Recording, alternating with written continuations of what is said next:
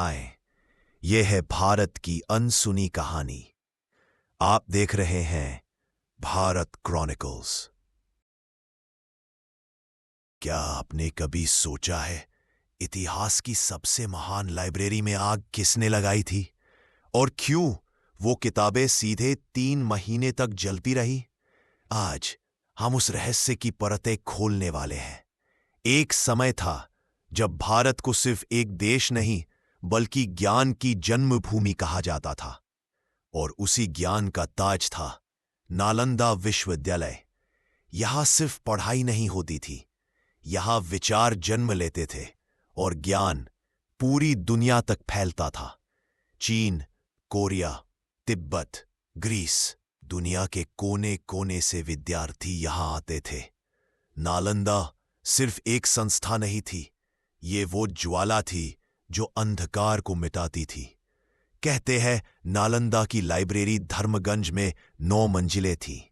हजारों पांडुलिपियां, विज्ञान, गणित, चिकित्सा, दर्शन, राजनीति, खगोल शास्त्र, मानव सभ्यता का सबसे बड़ा ज्ञान एक स्थान पर जमा था। लेकिन हर रोशनी के साथ एक परछाई चलती है, और नालंदा की परछाई थी बख्तियार खिलजी।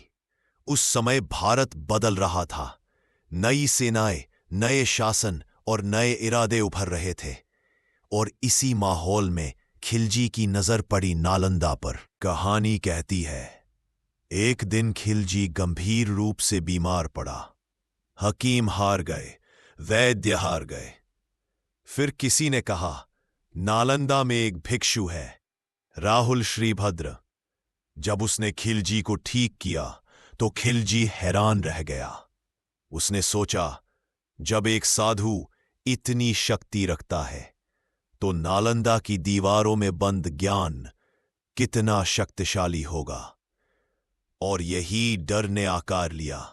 नालंदा में तलवारों की आवाज गूंजी, भिक्षु मारे गए, मंदिर ढाए गए, और फिर धर्मगंज पर आग लगा दी गई।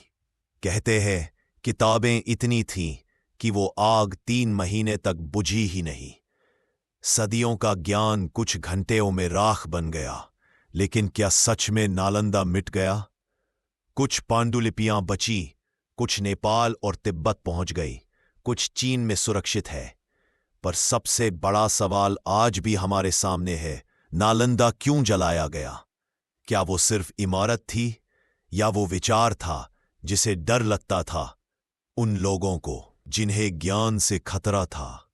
आज नालंदा खंडर है, लेकिन उस खामोशी में एक आवाज आज भी सुनाई देती है, ज्ञान को जलाया जा सकता है पर मिटाया नहीं जा सकता।